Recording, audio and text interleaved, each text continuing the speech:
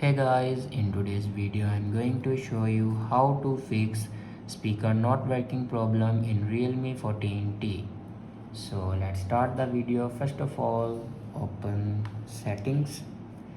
In settings, scroll down and click on sounds and vibration, and then click on do not disturb. If you turn on your do not disturb, then turn it off.